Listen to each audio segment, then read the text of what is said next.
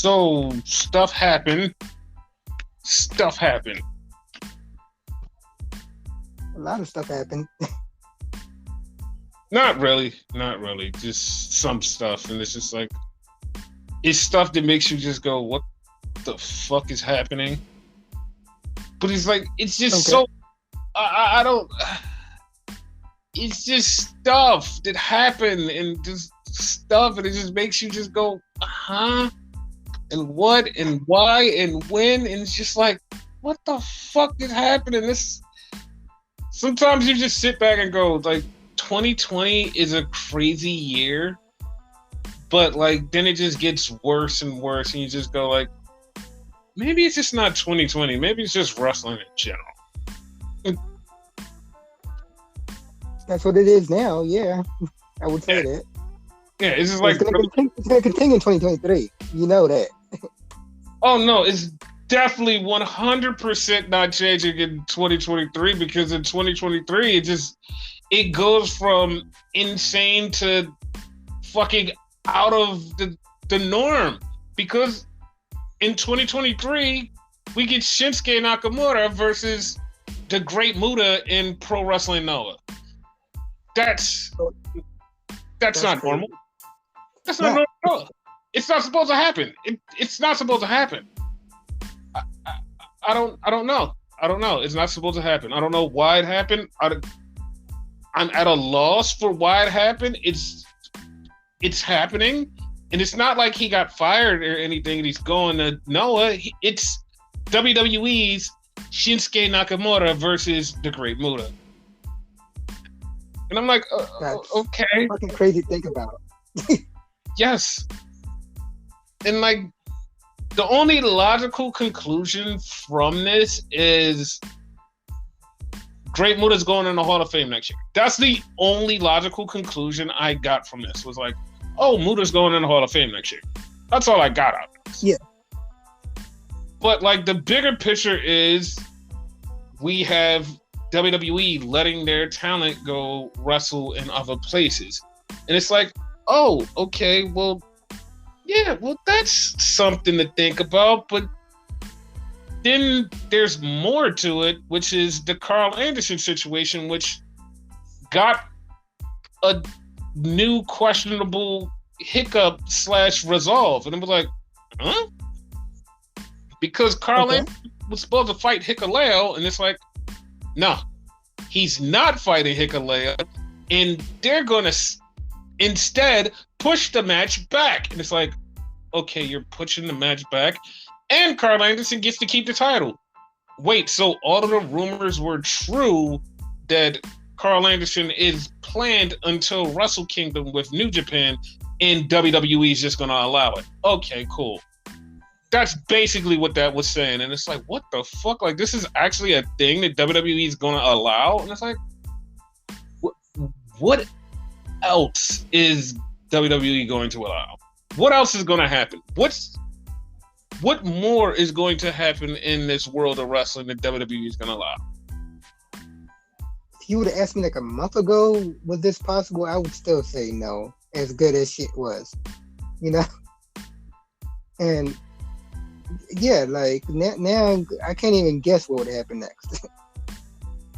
The bad part is like, if you would have asked me, I would have definitely said, yeah, this is gonna like something like this is gonna happen. But I would have said eventually, not as soon as it did.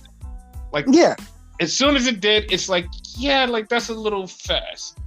And it was just like, oh, well, that's just one thing that happened. And it's like, oh, this is two. I'm like, okay, well, shit is gonna keep happening. All right, we'll figure out what's going on. We'll figure out what's happening. This is a thing. So yeah, that was stuff that happened, and then you have other appearances that are very questionable because what happened in the start of the show, and it's like, like I kind of seen this one way, and like it's not that way, but at the same time, it could be that way. Okay. So we start off AEW Dynamite with Jay Lethal versus Darby Allin. And this was so stupid. Like, this was so stupid because Jay Lethal goes, yeah, we got somebody from your past and he's going to show up and he's going to tell us all about you. And our friend has been telling us all about you and you are going to lose because he's going to tell us all about you. It's like, well, who's his friend? It's a friend from the past. Somebody you know. Okay, well, what the fuck? Who is it? Somebody he knows. All right. So the match goes down. The match is happening. And the match ends. And Sting, fake Sting, shows up. And you're like, okay, we know that that's not Sting because this dude is too small. Who the fuck is it? I lied to you not. This was the worst reveal I've ever seen. Like, I've never seen a reveal this bad. Like, he takes off the mask. There was no fucking reaction. Everybody literally was like, what? Like, nobody reacted. They knew it wasn't Sting, and they was like, what? Like, no reaction at all. And it's fucking 2 stacks from goddamn the factory / the family. And everybody's like, okay, what? I didn't even ask you who the fuck it was because, like, I had no fucking idea. Yeah, and it was just like, that's how bad it was. And it was like, dog, nobody seen it coming. And then they played Sting's music, like Sting was coming. And everybody's like, oh my God, Sting's coming. Like, fucking Jay Lethal gets out the ring and Stacks and everybody gets out the ring and they just leave Darby in the ring. And somebody comes up from behind and it's Jeff Jarrett. And he punks fucking Darby Allin, leaves him in a pool of blood. Come on. This was so weird that, like, it's Jeff Jarrett. And then Jeff starts cutting a promo. And he starts cutting this promo. And you're like, okay, he's talking about wrestling and talking about his family's been in wrestling. And throughout the promo, it slowly started to morph into an invasion angle. And it's like, okay, you're doing an invasion angle. And you're telling Darby that, like, he's in trouble because he puts his faith in this thing, whatever, who gives a shit. But the thing, he started making it seem like it was an invasion angle. And he went to, like, the deepest, darkest part of, like, this invasion angle, like, trying to spin it like it was some other company trying to take over AEW and they were going to kill AEW. And it's like, part of me was like, is he implying that he's doing this from WWE's perspective? But then, like, Tony just, like, completely killed the angle when he was like, Jeff Jarrett is all elite. And I'm like, okay, well, then that's like, it's not a work. Like, it's not one of those things. It's like, okay, well, like, cause like for literally 5 seconds, he had me going, is this like an invasion angle from like WWE's perspective? Could this be a thing? When soon as Tony put out the tweet, he's all elite. It's like, well, you just killed it for me because now I don't believe that it's going to be an angle from like WWE. If you played it up for a few weeks, it could have been like, oh, it's a WWE angle. But you know, he ruined it. He could have had so many eyes on his product because of that shit. Yeah, that's what I'm just like, whatever. It's just, it was a thing. But it is totally fucking insane that Jeff Jarrett is the guy to just, like, he's the guy you can't kill. Like, you know how they say roaches, you can't kill them, and like they just keep coming back, Jeff Jarrett is the roach of wrestling. He's the roach of wrestling. You can't get rid of him. He just keeps coming the fuck back. He's been in every wrestling company there is, honestly. Everyone. So that's the thing. Everyone. And that's insane because it's like, bro, like, you just won't go away. And like every company you've been everywhere. There hasn't been one company that you haven't showed up in. And I'm just like shocked that he's just like still going. It's like, what the fuck? And he's almost 60, right? Yeah, he's almost 60. He's like 55 or something like that. But still, it's like, how the fuck are you still here? And like, that's not a shot at him. It's just like, how do you just keep getting into every wrestling company? It's fucking crazy. Yeah, and this is very fucking weird. Impressive. It is impressive. It is impressive, but like, you know. So then they go to the fucking elite thing, the delete elite. It's I like this kind of, but not really. Yeah, I think I like it a little bit more than you do. Yeah, like it's just really stupid because it's like, it's not like they're really getting deleted. It's like, guys, you erased this from history. You erased the E out of AEW. And it's like, yeah, I'm not buying this because, like, you guys are back. So I'm not buying this at all. Like, I'm not buying this at all. I don't really care. It's like, whatever. It's like, yeah, whatever. That's probably gonna be their whole trope when they come back. Like, they're gonna be against everybody because, like, you tried to delete us, type of thing. You know? I hope that's not it, because that's gonna make me hate it even more. Because like, it's really stupid. It's like, I understand what they're trying to do, get everybody to believe, like, oh, we are getting erased from history, but we're back. Haha, we're still alive. And it's like, all right, fine. Who gives a fuck? The thing is, like, people just want you guys back. Yeah. I'm not one of those people, so I'm gonna say that out loud. But like, people want them back. Cause like, okay, this is gonna sound shitty, but like, it's true. I enjoy AEW way more when they're not there. Okay. Yeah, like I enjoy it. Like, it has been to the point where like AEW is going on. I did not even realize they were gone until they start running these promotion things. I was like, oh shit, they actually worked here. Oh shit. That's exactly how I felt. I was like, oh shit, they actually work here? Here's the thing. I partially agree with you on that. The reason I say partially, right, is the fact that I can't say it's better without them, right? Because just like that last statement you said, I forgot they worked there. Exactly. Like, see? So I can't judge like if it's better with them there or without them there, because I forgot. Exactly. Like, you forgot that they were there. I know that they were there, and like, they were just like, I don't know why, but I felt like they took away from the show, and a lot of people love the Elite. Like, that's why AEW is what it is. But like, to me, when Kenny, the Bucks are gone, I still enjoy AEW. Like, people are like, I only enjoy it with the Elite back. And it's like, Doug, it's way more cooler without them.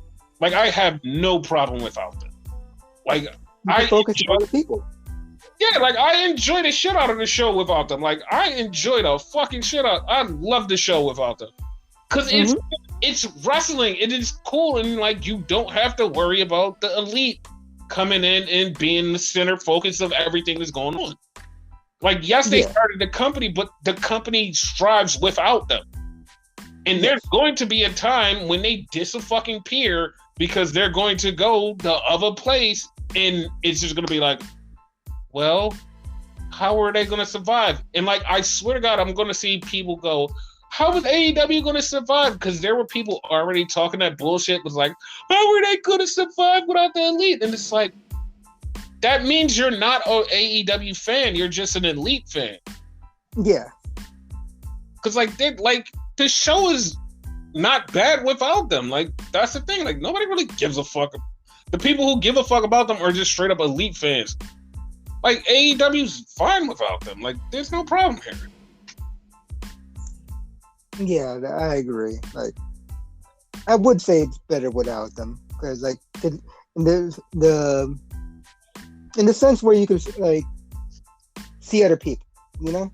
Yeah, and that's like, that's what's sexy about this. It's like, you don't get the people who you know are the EVPs that sit back there and like are part of the company and partly work here. That's like one of the reasons why people hated Cody, is like, you know that they're running the show. Why don't you like why don't they just lose? Why don't they do this? And they're like, no, we're gonna win. We're gonna put ourselves in a good position. And it's like, yeah, we see that, so we don't really want that. There's other people here that can strive and enjoy shit, and it's like, that's why it's better with them not here. I like that. Yeah, excuse me. So then we get to a match that was a championship contenders match, and it was Lee Moriarty versus John Moxley. Now, okay, I'm not gonna lie, and like a lot of people actually felt the same way about this. This match was good, but here's the thing. So they're in Baltimore, and the quarterback of the Baltimore Ravens, Lamar Jackson, shows up in the middle of this match. And because Baltimore is a straight up football town, everybody start paying attention to Lamar Jackson and start cheering and chanting MVP. And it took away from the match because people literally just stopped looking at the match and was like, oh shit, the quarterback is here. And like everybody just started looking at him. And it was like, oh, okay. And like that took away from the match. I mean, the match was good, but like nobody was watching the match. Even I stopped watching the match, was like, what the fuck is happening? Like, because I had to figure out what was going on and why was everybody in an uproar? What is happening? And then found out that it was Lamar Jackson. It's like, oh shit. Yeah, that was too much of a fucking distraction. Yeah, and the funniest part about that whole entire thing was Renegade actually knew who the fuck he was. That was the funniest part. For those of you that don't know, I know shit about sports, so but him I knew. Yeah, that fucked me up. I was like, what the fuck? How do you know who he is? I want to say like he like was in the crowd a couple times on other shows, whatnot, or he was in some type of segment also. Okay. Yeah. So Moxley, of course, gets the win. Then he gets attacked from Ego, so it's making a lot of people go, "Oh, Ego is going to be the person who wins that tournament." And I'm just thinking, I feel like that's a red herring, but he is going to face Ego sometime within the next few weeks. I feel like he is, but I don't think he's going to win the tournament. No. So then we get a backstage segment. It's supposed to be Britt Baker and Saraya having an interview with Renee Young. And apparently Britt Baker decides, I'm not going to show up. Fine. Britt Baker didn't show up.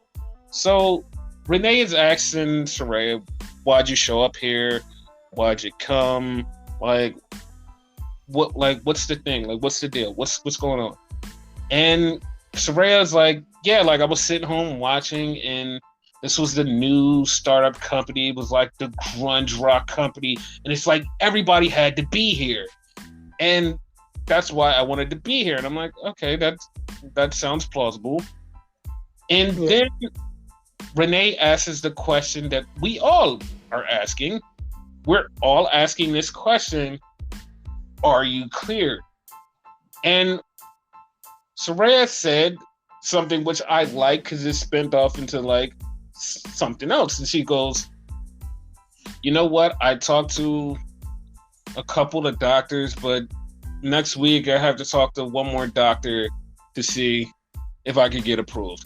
And it's like, you know, the doctor she's talking about is Britt Baker. Yes. It's what it is.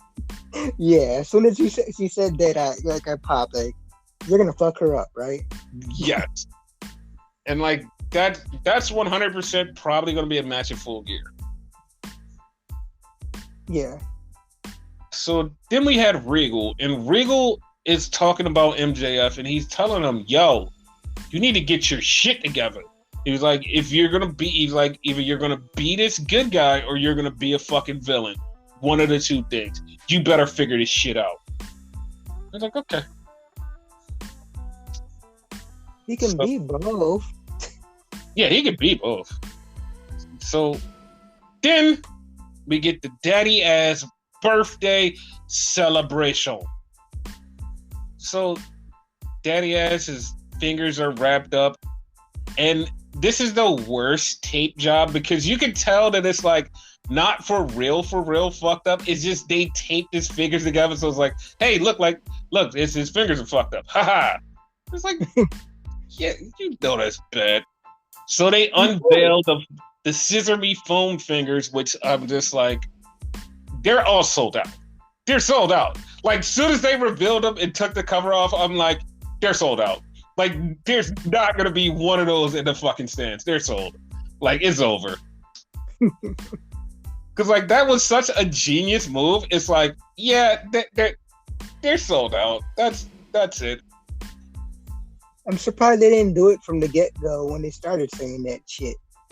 No, I think the thing is, AEW kind of thought like this was going to be a passing phase, and then once it started to get over, they're like, "Oh shit, we need to capitalize on this some fucking way," and they did with this. And not like, soon as I saw that, that was like, "That's perfect. Like that's perfect. That's a moneymaker. It's over." Yep. Like that was so good. So this whole thing, like everything is going on. Renegade says to me, say what you say to me about this whole entire segment, because you were the first person to bring it up. Oh, they're giving him gifts and whatever, talking about, and they keep calling him daddy and whatever. I'm like, you're about to adopt him, aren't you? They fucking like had this fucking adoption thing. Have to sign it so they get adopted. So then I'm like, his sons are not going to be too happy about that. Jokingly, mind you, because why would they come out? They're part of the firm. That's exactly what the fuck happened. Yep. They came out and attacked the Acclaim. And then W. Morrissey also came out and attacked Daddy Ass. So it's like, okay, yeah. And then FTR showed up, who's supposed to be on a plane over to goddamn Japan. But they came out, they saved the Acclaim. And then when they saved the Acclaim, they stood in front of the Acclaim and looked at them with the titles. They gave them the titles back. And everybody's like, oh, they should be next number one contenders. I totally forgot that Swerve and Keith Lee are number one contenders until Tony said it on commentary. I was like, shit. Those motherfuckers, too. Yeah, I was like, oh, shit, I forgot. So then we get Britt Baker and Jamie Hayter, and they're just talking shit. And they basically say, hey, we want a tag team match. I was like, okay, you guys want a tag team match on Rampage. But then we find out that Jamie Hayter is going to get her shot at Toni Storm. So, yeah, I'm all for that. Me too. So then we get the Ocho, Chris Jericho. And Jericho shows up, and Jericho is talking shit. He challenges Lamar Jackson. And he's just like talking shit because he's like, yeah, I'm waiting for my opponent, a former ROH champion. Now, mind you, everybody has talked about who could it be. Renegade came up with, it could be Suzuki. I was like, oh shit, that would be fucking awesome. And other people had different theories, and it's like, okay, yeah, this person. And all of a sudden, it just goes boom, boom, Colt Cabana. And I just lost it. Just fucking lost it. Because that is Vince levels of petty, but it also 110 million% confirms the theory that everybody has lied about this whole entire time. You know what the theory is? What is it? The reason that Colt Cabana has not been on television was because of CM Punk. And Tony Khan said, no, that's a lie. Fucking CM Punk said, no, that's a lie. Everybody in the back said, no, that's a lie. the moment that CM Punk is no longer in the company, and like this is basically a fucking confirmation he's no longer in the company. All of a sudden, you see fucking Colt Cabana show up on TV, and everybody loses it. And I was like, okay, yeah, like that confirms the theory that everybody thought. Yeah, it's true. So yeah, Colt showed up like, yeah, there might be. basically, so it's like, damn, like, okay. And from what I heard, that WWE, when they saw Colt Cabana walk out, they go, huh, I guess CM Punk is free. And it's like, oh, God, they might think about bringing him to WWE. That's a sad thing. But okay, whatever. Oh, God, no, please, no. Yeah, like, he might be going to WWE, but like, I really would like for him just to say, you know what, fuck it, I'm done with wrestling. Wrestling's over. Okay, whatever. Yeah, I mean, I don't know why he didn't stick to his guns and not come back the first time. Right? So, after Jericho beats Colt Cabana, because there was no fucking way that Colt Cabana was beating Jericho for the Ring of Honor title, so, fucking Jericho attacks Ian Riccaboni, and he's about to beat the shit out of him, but here comes Claudio Castagnoli, and Claudio comes out, and Claudio beats the shit out of Jericho, setting up their Ring of Honor title match. Then, like, Yuta comes out, and like, it's the BBC versus the Jerk Off Society, and it's like, oh, okay, well, they're still not done. So, then we get this backstage segment with Rey Fenix and Pac. And Pac is basically telling Fenix, to get the title back, you have to do what you don't want to do. And he basically tries to give him the hammer. And he's like, so Pac is trying to get Fenix to cheat. And Fenix even looked at like the hammer like, dude, maybe this is it. Maybe I should really do this. Like, this should work. And then Penta was like, dog, chill. He was like, don't do this. Of all people. Yeah. So then we have the three-way for the North Atlantic Championship. And the winner of this match gets to pick their dream opponent at Rampage.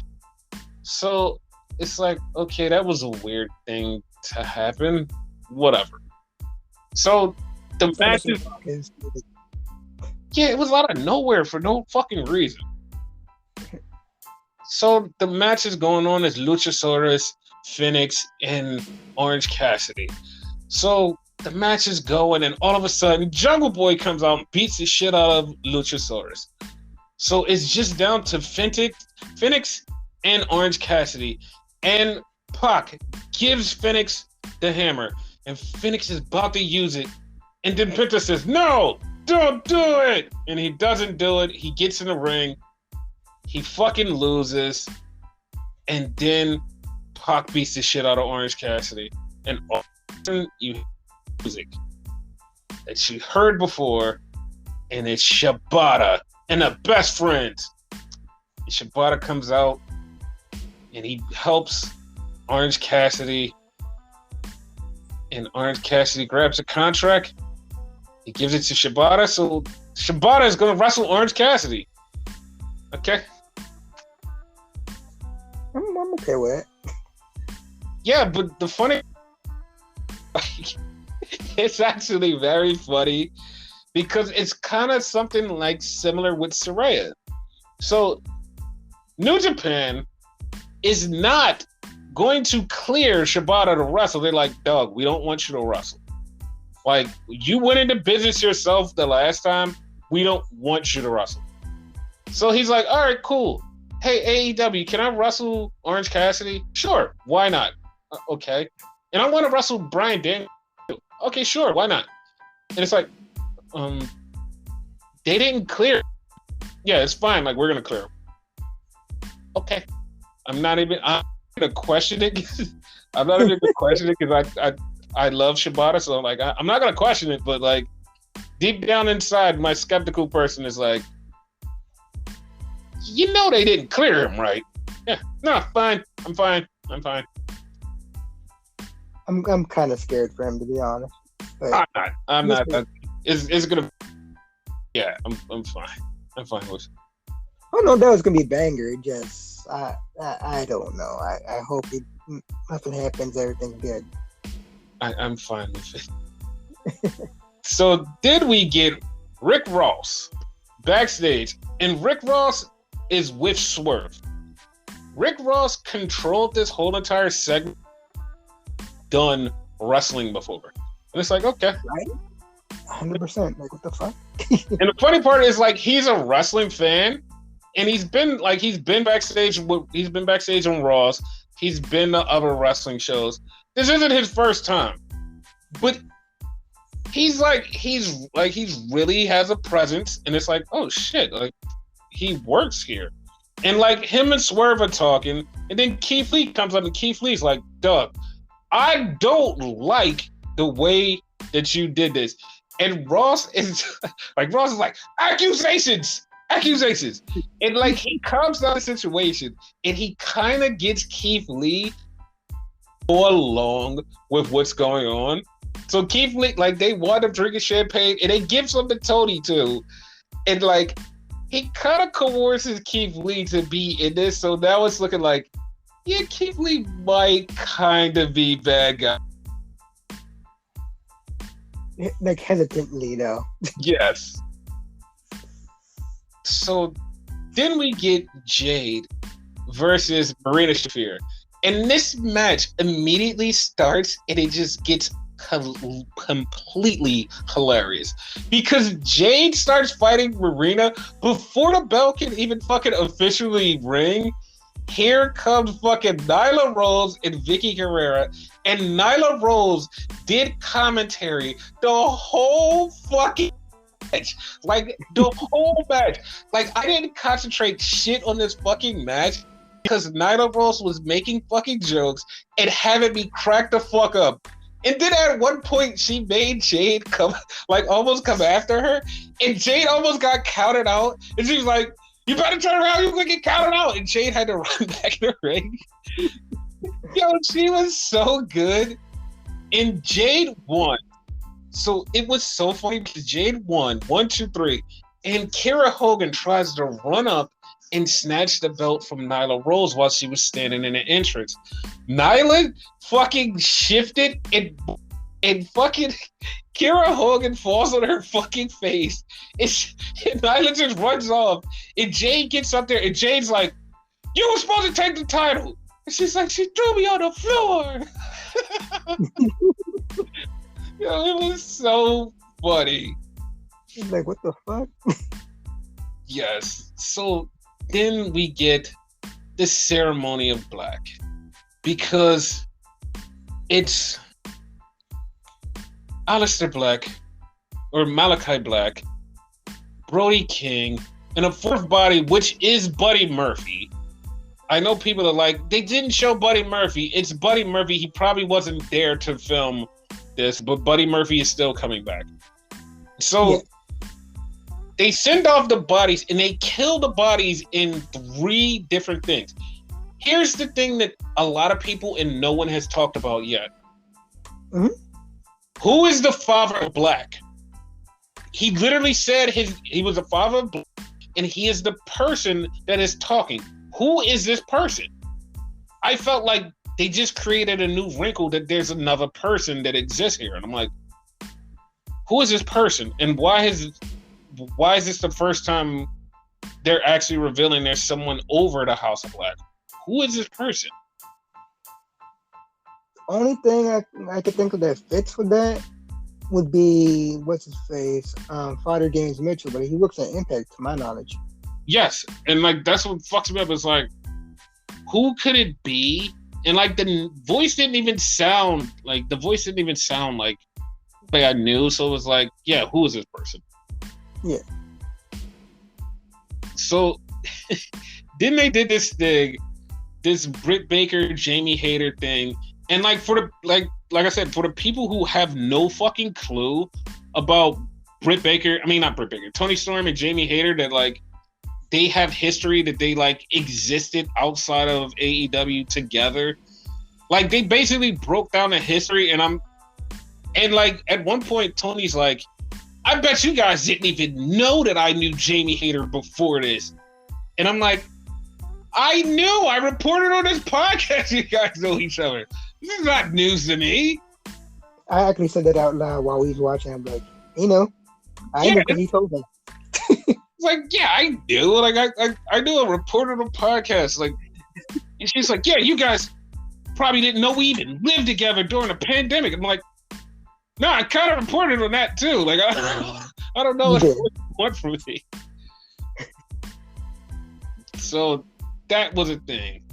Then we had Brian Cage versus Samoa Joe. I don't know if we were in Bizarro World or what the fuck happened, but Brian Cage was the star of a match with Samoa Joe. I don't know what the fuck happened here. Right. Yeah, I was so surprised that Brian Cage was fucking doing some of the shit that he was doing with Joe, and Joe did like barely had a comeback. I was like, what the fuck is happening here? So weird. Yeah, Joe got the win, and then the Embassy came out to beat up Joe, and I'm just like, okay, I know where this is going. And Wardlow comes out, and it's like, I know where this is going. And Hobbs shows up and just lays out Wardlow and says, I'm taking the TNT title. I'm like, yeah, I knew that's where that was going.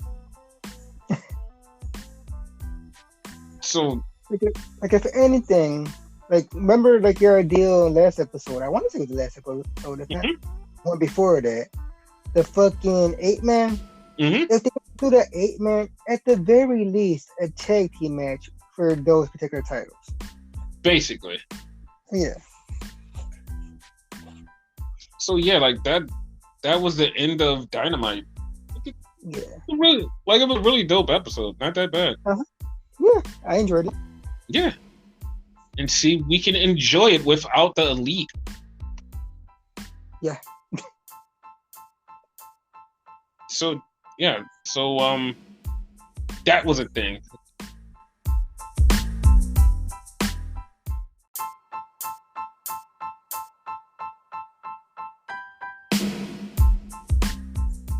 And NXT was also a thing because we had so much show. It was like once again, this feels like another reset, and it's like, reset. How much more resetting do you have to do? Because it's like, yeah, no, we reset last week, but we still didn't reset a lot of things that you were looking at. It's like, okay.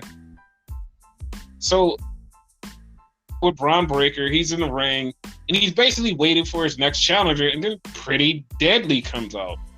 And they're talking and they basically Wesley's name. So Wesley comes out and they go back jokingly, and then it sets up the tag team title match later on. Pretty Deadly versus Braun Breaker. I'm like, and somehow they mentioned Truth, and Truth came out. I was very confused. Like, they said the truth, but they didn't mean that truth. So, yeah. Yeah, it was so weird. So then they all left because they're getting ready for their match. So then it was Truth versus Grayson Waller. It did a dive over the top rope, a flip dive over the top rope.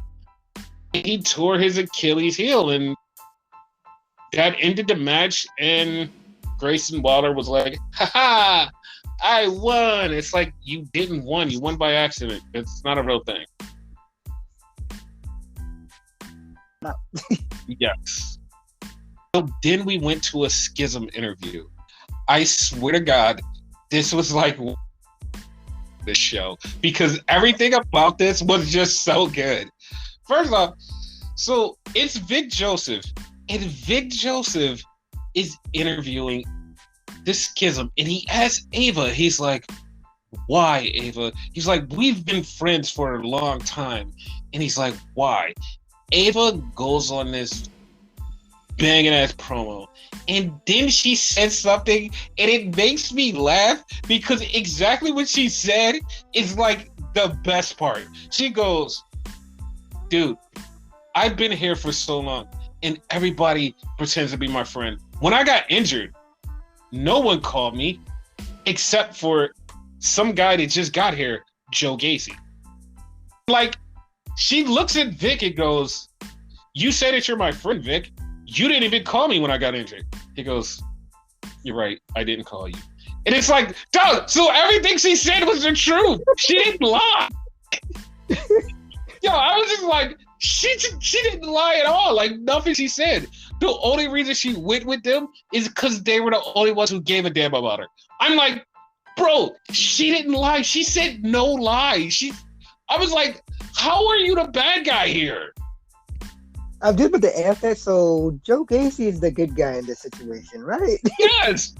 And the funny part about this is like, he's supposed to be the leader, but his, like, nothing that he said, it was as good as anything Ava said. Ava literally just took over that whole entire interview and just was that good. And it's like, there's no way that you could be like comparable with this. And the thing is, like, I'm not saying it because she's The Rock's daughter. I'm saying it because she literally took the screen. She literally took the screen. Once she started talking and saying stuff in her own ways, in her own words, she literally ran that segment. It's like, okay, mm-hmm. I understand. It's like, I understand. It's genetic. It's just genetic. Yeah, she's charismatic like a motherfucker, you know. And like I said from the beginning, like, she probably eventually gonna take the group over, even not knowing. That's where it seems like it's going. Yeah, no, that's definitely where it's going. And the funny part is, once she still has evolving to do, and I noticed, like, kind of a weird thing to say because, like, she's just starting. She's going to evolve into something else. And this is just the beginning. And just the beginning, I can see you have something. Yeah, once you finally get to your mid form, yeah, everybody's gonna be like, yeah, this kid has it. This kid has everything. Yep. Yeah. So then we get big body Javi in the back trying to tell the BBC, hey, you guys lost last week. You guys suck. And then he wants to talk to Triple H, but out comes Odyssey Jones, and Odyssey Jones says, hey, Javi, me and you, we got a match. And he's like, oh, okay. And now he's sad because, yeah, you're about to get your ass beat by fucking Odyssey Jones. So, yeah, that was the thing. Then we see Kiana James with her beautiful, beautiful, beautiful assistant. And she gives her beautiful assistant an envelope. So her assistant walks off. I'm like, okay. And then we get this backstage thing with Indy Hartwell and Zoe Starks. And for some reason, Zoe Starks is very fucking angry. And she's mad at Indy. And Indy's telling her, was like, yeah, it was kind of your fault that you guys lost. And now Zoe Starks wants to beat the shit out of her. It's like, what the fuck? Like, I was confused a little. It's weird. They're going to turn her heel. That's for sure. Yeah, so then we had a Chase You segment, and Thea Hell is getting ready, and then she gets sad because Bodie's gone. And then all of a sudden, Duke Hudson busts through a wall, and Duke Hudson's like, I'm going to take the flag. And it's like, hey, this is weird, but okay. And that's yes, because I actually thought it was a real wall. Yeah, it was a fake wall. So yeah, Bodie's gone. Now, okay, there's this situation because it's like Bodie was good in the ring. Bodie was this and that. Apparently, people like kind of didn't think he progressed in the ring. One, and he was showing up late for shows, and he was kind of like a half-ass, not caring type person backstage. That's what I heard, and it's like, wow, like that's kind of fucked up. But like, okay, yeah. So then we get Thea Hale versus Kiana James. Once again, it's like Thea Hale has this like little scrappy dude type gimmick, and it's like she fits it well, and like she works well with this. It is like I would love to see her progress, but she winds up losing to Kiana James again, and it's like, dude, just give her the fucking win. Like, a little upset. It's like Thea has something. She has like this little Spitfire scrappy dude thing that she kind of works around, and it's like, give her a win. But it's like, surprised they didn't give her this one because she already lost to her. yeah, it's like you should have gave her this win. And then after the match, Chase gets attacked by Charlie Dempsey, and I was actually shocked because I totally forgot Charlie Dempsey worked there. Me too. So yeah, so Duke Hudson acts like he's part of the crew, and he helps them both up after they get beat down, and it's like, okay, cool. So then we get Broke Money, and Broke Money's backstage, and Kiana James, beautiful assistant, hands over the papers to Broke Money. No idea what's going on. We don't know why Broke Money is getting sued or some kind of legal recourse to them. We have no idea what's going on. We just know that it happened. So I don't know what's happening there, but I'm kind of intrigued because it's like random as fuck. It's like, this is super random. Why are they getting kind of sued? Watch it be something stupid. It's probably not even them suing. Yeah, it's probably gonna be something really dumb. Yeah. Wesley and Braun and Andre Stone, or whatever his name, Stone, shows up, and he's basically saying, Von Wagner wants to beat you, Braun Breaker. And Braun's like, I will kick Von Wagner's ass, and I'm gonna kick your ass, everybody's ass getting kicked, fuck you. And he's like, all right, I'm gonna run away because I'm scared. Okay. Yeah. I pointed this out to you off the podcast when they fucking was hinting at this match. You see the issue with this. Braun, they're not gonna keep track of this shit. That's true. So yeah. And then Odyssey Jones beats Javier Bordeaux, or Big Body Hobby. I'm not gonna call him Big Body Hobby. He's not even that big. He's not even a fucking. I called him that because I had no idea what his real name was. So yeah, his name is Javier fucking Bordeaux. He's not even that big. Fuck that. So then we get Toxic Extraction, and they're out for the 1 year celebration of Mandy. And Mandy is talking, and she's running her mouth about, I'm the longest running champion, blah, blah, blah, yada, yada, yada. And I'm trying to figure out who's going to be her challenger. And all of a sudden, Smoke just shows up. And it's like, okay, who is this? And it's Alba Fire. And Alba Fire lays out Gigi Dolan. And she says, I'm coming after you next, JC. And then I'm coming for Mandy. So a lot of people were angry about this, and then I remembered why this is okay. Because when Alba Fire lost the match, she lost because of distraction by the other two. So true. It makes sense. Yeah. So then hopefully we get... she kicks him out though, because the way she took out JC, it seemed like she could be back next week. Yeah, but I think they're gonna use this to keep her out for a little while, so it'll be official one-on-one between Alba and Mandy. Yeah. So, yeah, I think they're gonna do that. Okay. So then we get Apollo, and he's saying he wants to face Braun Breaker, and then Von Wagner comes up and says, hey man, it's gonna be me. You have to stay back.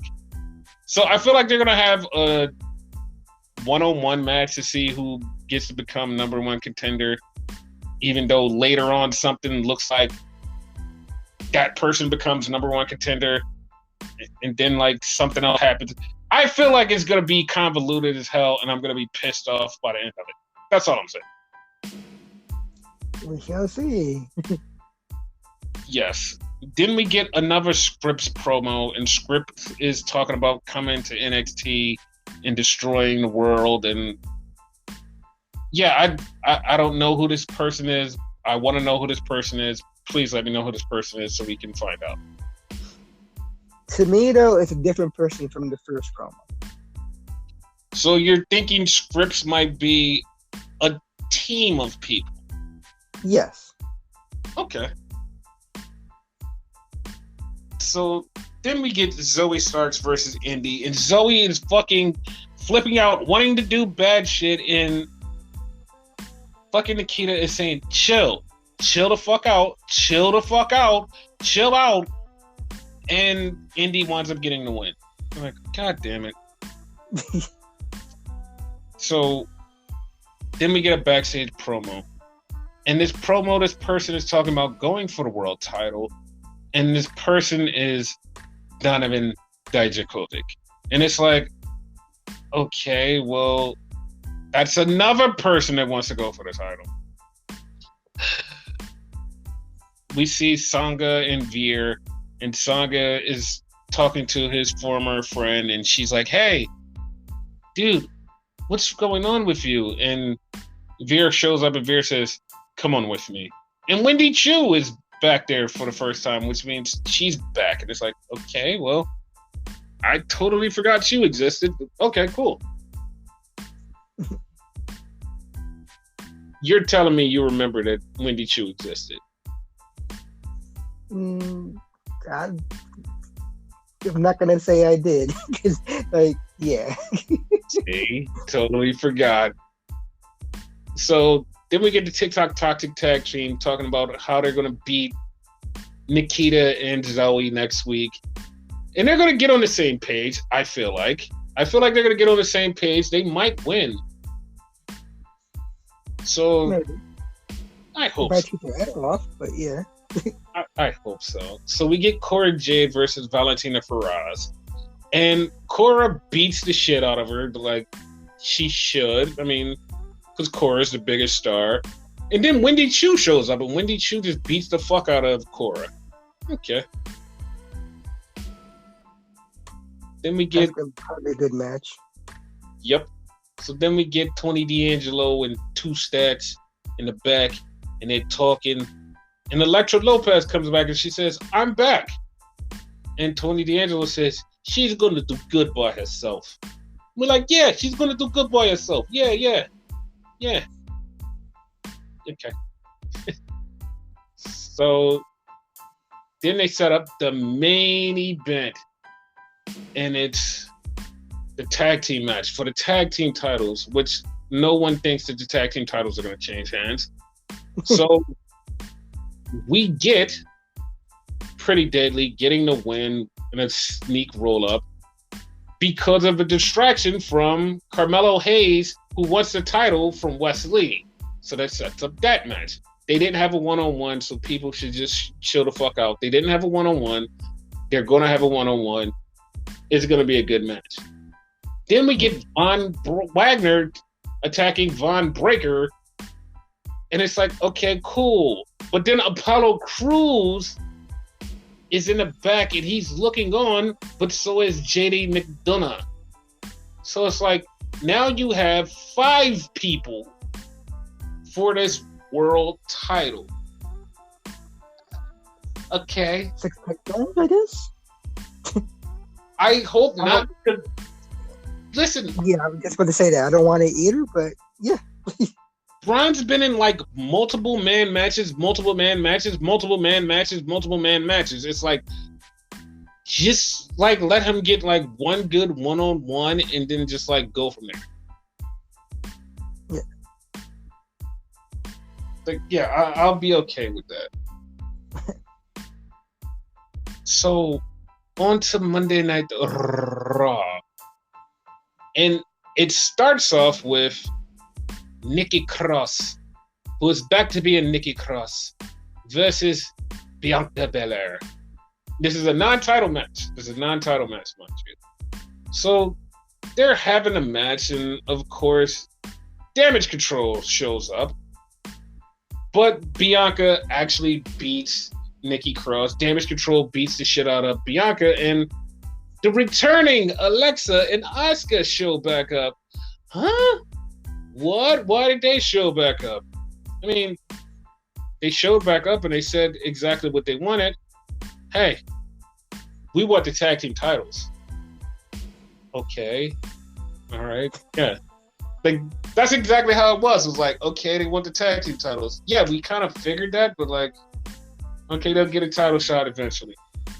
So then we have a sit-down interview with Bob Lashley versus, but Brock's not back there for the sit-down because Brock's in the ring. Brock's like, nah, fuck this, I'm in the ring. So Lashley's like, all right, if you're in the ring, I'm gonna be in the ring, bitch. Fuck this, let's go. And they start fighting. And security has to break them up. And this was so funny because security and all of the wrestlers came down and broke them up. And then Triple H has to come down and he's like, if you don't stop it, the match is off. If somebody hits each other, the match is off. That's it, stop. Stop now. And they kind of didn't stop because they kept going. But it was like, what the fuck? Like, Triple H even had to shut this shit down. That made it a little bit more realistic. Yeah. And in that pull apart, Von Wagner and Duke Hudson were in it. So that was like a thing. Yeah, I noticed Von. I didn't notice Duke. Yeah. So then we got a match. Heel versus heel, quotation marks. Seth Rollins versus Austin Theory. And throughout this match, Seth Rollins was the star. Seth was the star of this match. And he just looked like $1 million against Austin Theory. Especially with his new hairstyle. Yes, it was so good. And then Roman Reigns showed up to the building. And Roman walked out to talk about how he's going to beat the shit out of Logan Paul. And Logan Paul is going to fall to the Tribal Chief because the Tribal Chief is awesome. And because he said he's awesome, The Miz showed up. And The Miz says, I'm the one who brung in Logan Paul. And we can scratch each other's back because I got this problem with Dexter Lumis. And you can beat his ass and I can tell you how to beat Logan Paul. And Roman goes, everybody's talking about how Logan Paul's going to knock me out. And he just Superman punches Miz. And he goes, nobody's talking about how I'm going to knock him out. And I was just like, you know what? That's true. Nobody has talked about that. Holy shit. That's 1,000% true, yes. Yeah, that actually fucking popped me. Also, am I the only one? Whatever. Am I the only one that remembers it was not The Miz that brought in Logan Paul? Yes. Yes. It was Sammy. Right. So he always lies. So then The Miz lies again because he's saying, my jaw is hurt. I can't wrestle tonight. Because he's supposed to wrestle Ali. And he's like, I can't wrestle. My jaw is hurt. I'm so sad. And then Ali's like, you're just trying to weasel out of this match. He's like, shut up. No, you're just trying to weasel out this match. That's not true. I can wrestle. Yeah. It's like, okay. I think he actually did the Nia too. He did. It was really dumb. So then we get Carl Anderson, the never openweight champion, versus Damian Priest. And this match wasn't bad. Rhea fucked up the OC as she does. So they need a counter to her. They need a counter. I don't know who the counter is going to be, but they need a counter. Yeah. So then we get almost talking shit about how he's going to beat Braun Strowman, Brad. You're like, okay, I mean, yeah, whatever. Like, it's going to be a match. It's a match. So we get Jubble, and he's talking shit about Texas, even though he's from Texas, or wherever the fuck they're from. I don't know where the fuck they're from. And then he brings out Bartender Cabron. And then the truth comes out. And the truth gets beat up by Bartender Cabron. It's like, I mean, at least we didn't have to get to see a Bartender Cabron match. That's all I care about. So then we get a backstage that a lot of people completely overlooked. They completely overlooked this because it's Damage Control. And in the corner, it's Nikki Cross. She's sitting there calmly talking to Damage Control. Once Bayley saw the camera was on, she basically told her, "Get lost." And it's like, oh shit, they're setting up for War Games. Yep. So then we get Elias and Ezekiel. I mean, Matt Riddle dressed up as Ezekiel. I thought he was gonna fuck that up and call him his eyes. No. And then we got a Saturday Night Live skit that some people are like, that's a 30-year-old skit that nobody remembers. And it's like, are you that brain broken that you're like, no one remembers the Chris Farley and Patrick Swayze's like fucking skit? And you're like, wait, nobody remembers that. Nobody remembers that. That's a lie, because 2 weeks ago on Twitch, a streamer actually pulled up that skit. It was like, guys, this is one of my favorite skit. And people in the chat literally was like, that I remember that skit. Like, I've seen that skit on somewhere else. That's one of my favorites too. And it's like, how are you so brain broken that you don't know that kids these days actually know that skit, but you're just like, oh, it's from 30 years ago. Yeah, things from 30 years ago are still popular. Look at Halloween. Look at half of the shit that's on TV. It's from 30 years ago. Why do you believe that people don't remember things? Just because you don't, I mean, come on, guys. Come on. Just because you don't. The classic fucking segment on SNL. Yeah. Exactly. Like, so for somebody to be like, that's from 30 years ago. None of these kids are going to remember. If kids on Twitch actually fucking remember the skit and goes, yo, it's a fucking classic. Duh. People of this generation remember. So yeah, just like shut the fuck up. So it was a trick or street fight between Otis and Riddle, and Riddle won with an RK Bro on fucking Otis. And it's like, okay. With a pumpkin on his head, mind you. Pumpkin on head, Otis, RK Bro. I was like, okay. Not bad. Did you like the match? It was alright. Like, that's the one trope I hate about Halloween. They had to have these like type of street fights. Yes. So then we get the Miz versus Ali. And I'm just thinking, oh, they're gonna let the Miz win, they're gonna let the Miz win, they're gonna let the Miz win. But Ali wins because of the distraction from Dexter Lumis. And Dexter Lumis jumps over the fucking guardrail to run, and a security guard clears the fucking, he just jumps clear over it. No hands, no feet, nothing. He just jumps over the fucking railing. And it's like, dude, the security guard is fucking, he's great. What the fuck? Right?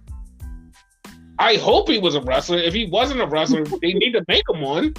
Holy shit, dude. Like, that fucking popped the shit out of me. I'm like, holy shit, this dude is fucking awesome.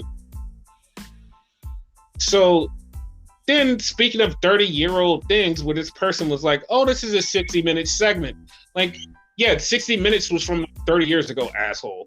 So yeah, once again, I'm just proving how much of an asshole. So this was a 60-minute type segment. It was about Johnny Gargano exposing The Miz and Dexter Lumis's relationship. Ha. This was great because Johnny reenacted everybody in the skit and it was blurred out and it was fucking hilarious. Yes. And like, somebody actually said they didn't understand this and it was like, yeah, I don't get this. And I'm like, dude, everybody else got this and was like, Miz is a celebrity and he hired Dexter Lumis to be his celebrity stalker because Miz wanted to look bigger and better. And like, I have a stalker. And he even said, well, why did he make him lose the title? And he said, because Miz knew he couldn't beat Bobby Lashley, so he used Dexter Lumis as a distraction to get out of the match. And I'm like, you know what? That is fucking awesome. Like, that's fucking awesome. I love that. It made perfect sense. It did. It made perfect sense. I loved everything about that. It made so much sense, and it's like, I didn't even think that's the way to go, but like, apparently that was a way to go. Yeah. So we'll see what happens next with this shit. Yeah. So then we got the main event. And it was for the tag team titles. It was Alexa and Asuka versus Damage Control. Did you think this match was going to happen here? First of all, no. Okay. Not at all. Like, I actually thought it was going to happen in Crown Jewel. Well, to be totally honest, we'll get to that. Yeah. So we'll get to that. Go ahead. Like, they had this match, and one of the coolest parts about this match was Bayley and Bianca were fighting. And they were fighting, and Bayley did the belly to belly with Bianca through a table. And it was like, oh shit. In the crowd, mind you. Like, I think they were in top, like, some type of one of the big boxes or whatever. Yes. So then we got the very first 3-time tag team champions. And I know you're like, wait, what the fuck? Yes, here's why it's 3-time champions. Because this is Alexa's 3rd time as tag team champion, women's tag team champion. Also, it's Asuka's 3rd time as women's tag team champion. So it's their first time. Yes. Well, all technicality, they are 3-time tag team champions. Basically. Yeah. Even though it's with different partners, they're still 3-time champions. Yeah. So that leads us to Crown Jewel, which we're going to do predictions for Crown Jewel. Okay. So in a rematch of this match for the women's tag team championships, Alexa and Asuka versus Damage Control. Who you got? It's going straight there. I was thinking that too. So then we got the Usos versus the Brawling Brutes for the tag team titles. Who you got? Usos, like, it's easy. Yeah, I mean, of course the Usos are going to win. Like, there's no way to lose those titles. Yeah. So then we got Bianca Belair versus Bayley for the women's title, and it's the last woman standing. Who you got? Bayley's finally getting that shit. Yeah, like, that would actually be cool if all of Damage Control won titles at the same time. Yes. Cool. So yeah, I'm gonna go with that. Then we have Braun Strowman brand versus Umos. Who you got? To be honest with you, I don't care. It's one of those matches. But if you're really gonna like put a gun to my head with this shit, right, and like make me choose, I would choose Braun because, like, in this instance, technicality, he's the new kid in the block. Even though he obviously was there before Omos, but you know, he just got back, so they're not gonna make him lose. I don't think. Yeah, no, I think it's definitely Braun Strowman bread. It's definitely gonna win. Yeah, like he's definitely getting him. So then we have the OC versus the Judgment Day. Who you got? It's gonna be the OC because they're gonna have like a counter to fucking Rhea. Now, what that counter is, I don't know. I've heard names here and there, but yeah, they're gonna win because of that counter. Yeah, no, I 100% think that's gonna happen. Yeah. Then we got Brock Lesnar versus Bobby Lashley. Who you got here? Lashley. I'm going with Brock. Okay. Because last time he faced like a part-time, like he fucked him up. Fucking my Bobby. Mm-hmm. Well, no, he got fucked up, so matter. But you have to remember, Bobby beat Lashley. Hey, what now? Wait, didn't Bobby beat Lashley the last time they wrestled? Or am I wrong? You just said Bobby beat Lashley twice. I mean, Bobby beat Brock. That's what I meant to say. You know what? I don't remember. I'm gonna go with your memory because your memory's a lot better than mine. So yeah. Yeah, I'm going. But he beat Goldberg in like Saudi Arabia. You know, like Crown Jewel is like a totally different thing. So. Yes. So then we have the main event. Roman Reigns with the bloodline in his corner versus Jake Paul and Logan Paul. Who you got? I actually have two answers, oddly enough, right? Okay. Obviously, Roman's winning. Like, he's keeping that title, right? Yes. That's 100% thing. But, right? Uh-huh. What if Logan wins by DQ or count out? Okay. I actually never thought about that, but okay, yeah. Like that could happen. That could happen. Yeah.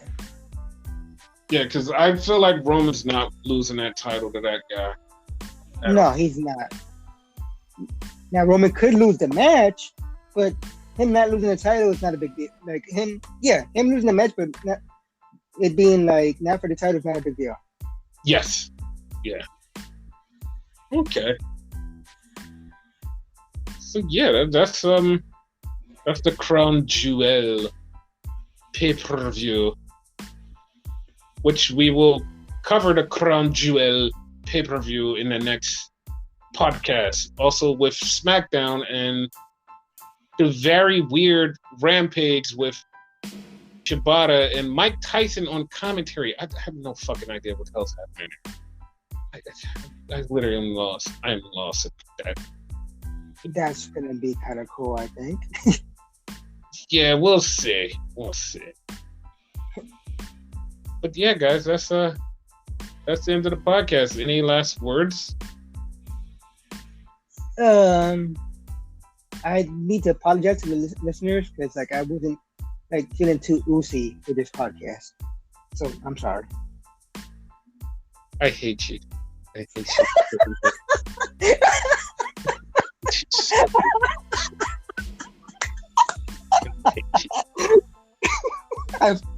popped you.